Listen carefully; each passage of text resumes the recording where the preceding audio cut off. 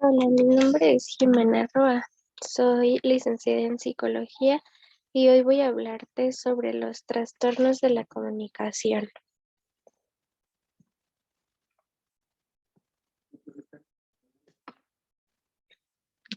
Más del 10% de los niños sufren un trastorno de la comunicación. Un trastorno es un área que puede afectar a otra área. Por ejemplo, la deficiencia auditiva altera la capacidad para ajustar el volumen o el tono de la voz y puede conducir a un trastorno del habla. La pérdida de audición causada por una infección de oído puede interferir con el desarrollo del lenguaje. Todos los trastornos de la comunicación, incluyendo los de la voz, pueden interferir con el rendimiento escolar y con las relaciones sociales. Los trastornos de la comunicación comprenden las deficiencias del lenguaje, el habla y la comunicación que no pueden atribuirse a un déficit auditivo o sensorial, disfunción motora u otras afecciones médicas o neurológicas, discapacidad intelectual o retraso global del desarrollo. Existen varios tipos. Trastornos de la voz. Más del 6% de los niños en edad escolar tienen un problema de voz, en la mayoría de los casos ronquera. Estos problemas suelen deberse a un uso excesivo de la voz durante largo tiempo, al hecho de hablar demasiado alto o una combinación de ambos factores. Muchos niños con problemas de voz tienen pequeños nódulos en las cuerdas vocales. No está claro hasta qué punto los problemas de la voz contribuyen a causar un nódulo o hasta qué punto los nódulos contribuyen a causar problemas de voz. Los nódulos suelen curarse con terapia del habla y solo muy raramente requieren cirugía, debido a deficiencias de la comprensión o la producción que incluye lo siguiente: un vocabulario reducido, una estructura gramatical limitada, que es la capacidad para situar las palabras y las terminaciones de palabras juntas para formar frases basándose en reglas gramaticales y morfológicas. Deterioro del discurso, que es la capacidad para usar vocabulario y conectar frases para explicar o describir un tema o una serie de sucesos. Trastornos del lenguaje. En estos trastornos la producción del habla es dificultosa. En consecuencia, los niños son menos capaces de comunicarse de manera inteligible. Aproximadamente el 5% de los niños que empiezan la educación primaria tienen un trastorno del habla. Los trastornos del habla incluyen lo siguiente: calidad hipernasal de la voz o habla a través de la nariz. Este trastorno suele estar causado por un paladar hendido u otros defectos faciales. Tartamudez. El tartamudeo del desarrollo. La forma habitual de la tartamudez generalmente comienza entre los 2 y 5 años y es más común en los varones.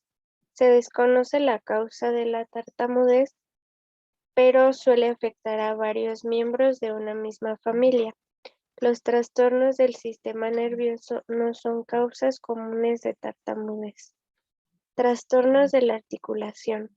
Los niños con dichos trastornos tienen dificultad para la formación de sonidos porque el control y la coordinación de los músculos que se usan para producir el habla es dificultosa. La mayoría de los niños con un trastorno de la articulación no tienen una causa física detectable, pero algunos tienen un trastorno del sistema nervioso que afecta a la coordinación entre los músculos necesarios para el habla. El deterioro de la coordinación muscular También puede causar dificultad para tragar, y esta puede ser evidente antes de que aparezcan los trastornos del habla. Los trastornos de la audición o un defecto de la lengua, del labio o del paladar también pueden comprometer la articulación. La logopedia o terapia del habla es muy beneficiosa en muchos trastornos del habla. El paladar hendido se repara casi siempre mediante cirugía, pero los niños afectados suelen requerir también logoterapia. La capacidad de utilizar, entender o expresar el lenguaje puede verse reducida en niños que por lo demás están sanos, lo que denomina trastorno específico del lenguaje. Por consiguiente, la capacidad de comunicarse está enormemente afectada, limitando las oportunidades educativas, sociales y profesionales. Este trastorno ocurre aproximadamente en el 5% de los niños y es más frecuente en varones. En muchos casos, parece que hay una relación del trastorno con genes anómalos. Por otra parte, se pueden desarrollar problemas del habla debido a otros trastornos como una lesión cerebral, una discapacidad intelectual, pérdida de la audición, abandono o maltrato, autismo o un trastorno de déficit de atención. ¿Cuáles son las causas de los trastornos de la comunicación? Los trastornos de la comunicación pueden ser del desarrollo o adquiridos. La causa puede estar relacionada con problemas biológicos como anormalidades del desarrollo del cerebro o posiblemente por la exposición a toxinas durante el embarazo. Esto incluye abuso de sustancias o toxinas ambientales como el plomo. En algunos casos, un factor genético es considerado como una causa contribuyente.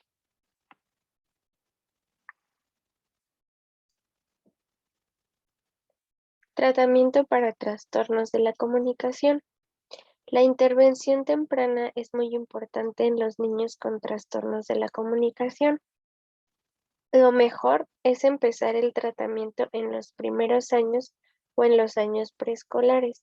Esos años son un periodo crítico para el aprendizaje normal del lenguaje.